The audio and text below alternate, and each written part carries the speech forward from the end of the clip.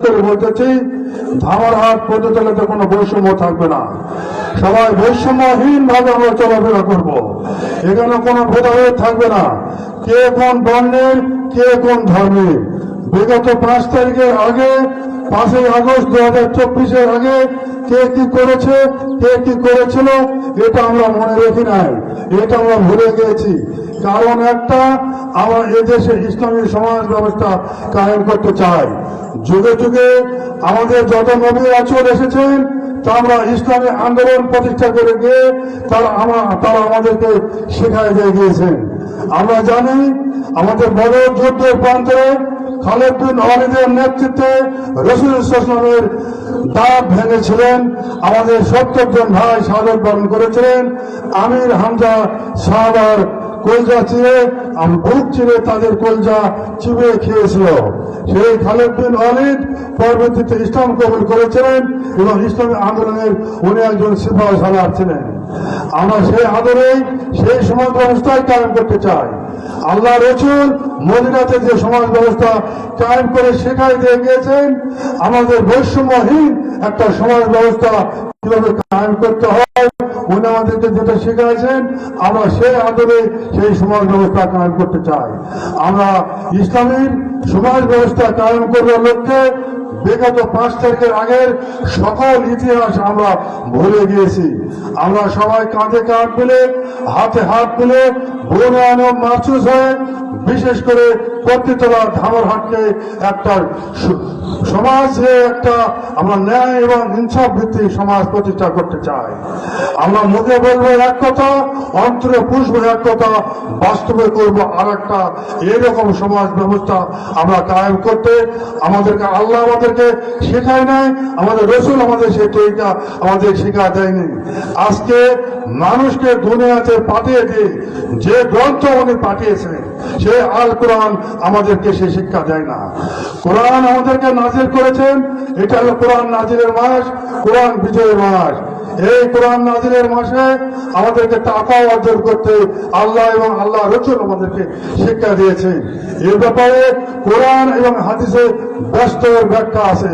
কোরআন হাদিসের এই তাকওয়া অর্জনের মাস, এই তাকওয়ার মূল ভিত্তি হলো আমাদেরকে আল্লাহ ভীতি অর্জন করতে হবে, আখিরাতে আল্লাহর কাছে জবাবদিহিতার ভয় থাকতে হবে।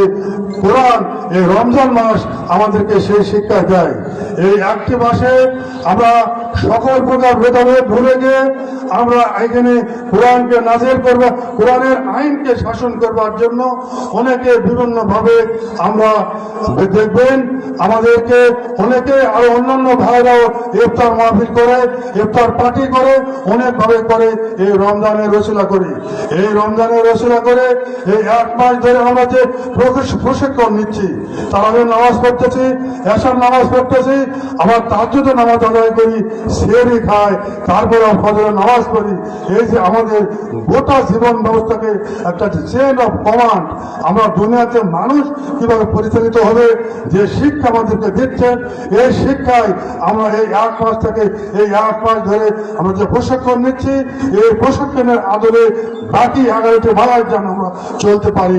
কোরআন এই রমজান আমাদেরকে সেই শিক্ষায় দেয়। বাংলাদেশ জামাত ইসলামী সংবিধান শেখায়। আমাদের নেতা, আমাদের আদর্শ নেতা একটাই, আমাদের নেতা হলো আমাদের রাসূল মুহাম্মদ সাল্লাল্লাহু আলাইহি সাল্লাম। আমরা যখন মানুষকে যখন বলি আমরা রব, আমরা সেই রবের কথা বলি যে রব আমাদের মালিক, যে রব আমাদেরকে রিজিক দান করে, যে রব আমাদেরকে ভালো মন্দের পার্থক্য সৃষ্টি করার সুযোগ করে দিয়েছে, আমরা তো তাকেই রব হিসাবে মানি। আর সেই দিন ব্যবস্থা আবার কায়েম করতে চাই, যে দিন ব্যবস্থা হচ্ছে আমাদেরকে দুনিয়াতে যে আমাদের জীবন বিধানটা কি হবে, আমরা সেই জীবন বিধান বাস্তবায়ন করতে চাই। আর আমাদের নেতা হলো একজন, সেই নেতা যে নেতার আদর্শ এই দুনিয়াতে মানতেছি, কোরআনকে যে আল্লাহর যে নেতার কথা আমরা বলছি, আমরা সেই রাজনীতি সেই নেতার আদর্শ এখানে বাস্তবায়ন করতে চাই। যেটা কবরে গেলে যে নেতার কথা বলি আমাদেরকে কবরে আমাদেরকে সাহিত্য করতে হয়, সেই নেতার আদর্শ দুনিয়াতে আমরা বাস্তবায়ন করতে চাই। আমরা একদিকে যখন আল্লাহর আদর্শ বাস্তবায়ন করার জন্য মসজিদের 4 দেওয়ালের মধ্যে যখন আল্লাহর হুকুম পালন করি, মসজিদ থেকে বের হয়ে আসার পরে মানব রচিত আইন দ্বারা দুনিয়া পরিচালনা করতে চায়, সমাজ পরিচালনা করতে চায়, রাষ্ট্র পরিচালনা করতে চায়।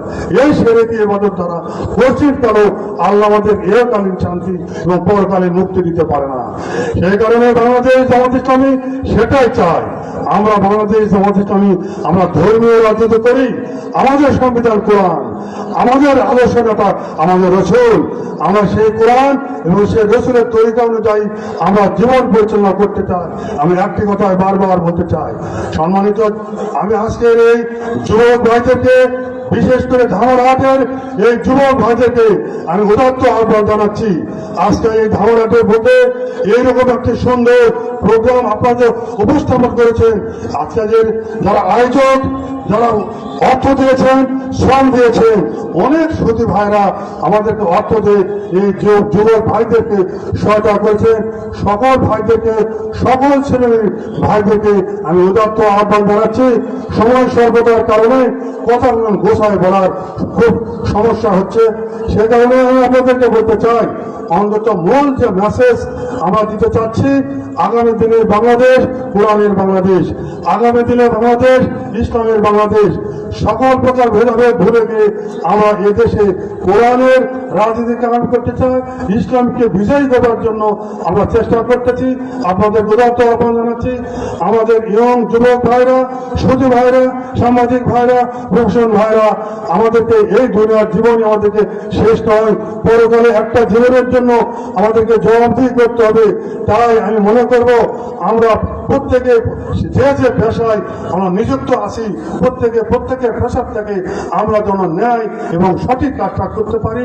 এই ন্যায় এবং সঠিক কাজটা করবার জন্য উদাত্ত আহ্বান জানিয়ে আমি আমার সংক্ষিপ্ত কথা এখানে শেষ করছি। আসসালামু আলাইকুম ওয়া রাহমাতুল্লাহ।